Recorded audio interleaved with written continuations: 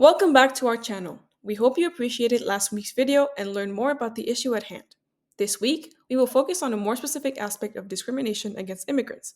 Indeed, we will cover discrimination against specific communities in Canada. In this video, I will discuss Latino and Hispanic immigrants, more specifically from Mexico, but my teammates will also talk about other communities. So, if you want to check out what they found, the links to our blog and Instagram will be down below. Before we begin, you may be wondering, what's the difference between Latino, Hispanic, Central American, and South American? As the name suggests, Central and South Americans are simply people who come from the Central and South American continents. However, it gets a bit more complicated when it comes to the difference between Latino and Hispanic. The term Hispanic refers to language. A Hispanic person comes from a country where Spanish is spoken.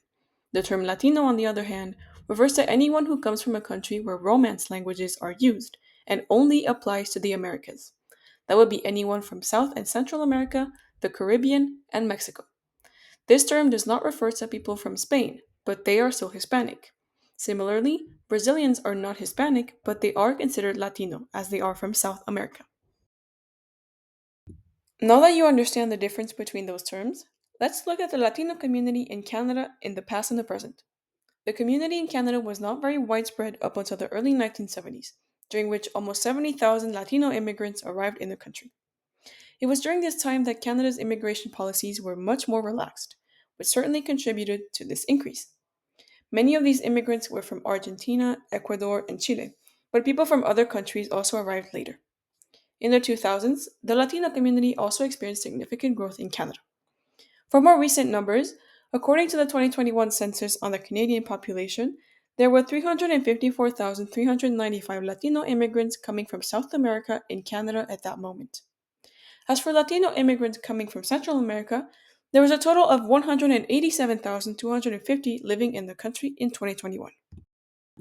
One of the Latino communities that suffers from discrimination the most is the Mexican community. We can see it in the United States most often, especially with Donald Trump's statements about Mexican immigrants. Here, however, it's not necessarily much better. According to an article published by Jesus Javier Peña Muñoz in 2016, Mexican immigrants in Toronto experienced various forms of discrimination and exclusion, especially in the workplace. Some are less obvious.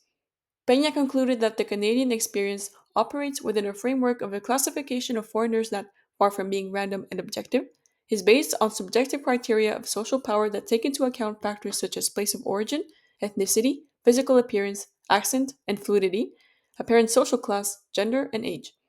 He also noticed that the interviewees were almost in denial or unable to identify instances of racism and discrimination against them because of the "there's no racism in Canada" discourse.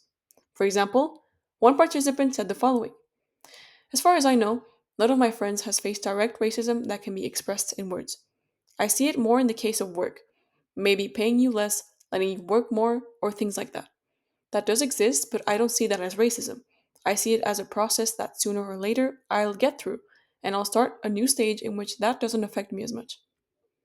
Out of 30 participants, only one mentioned direct racism, as he recalled a time where he was degraded by one of his superiors for being Mexican, which left him shocked and deeply hurt.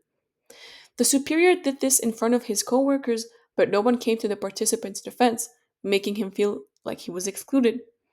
Surprisingly, the interviewee still thought that this instance was not generalized amongst Mexicans.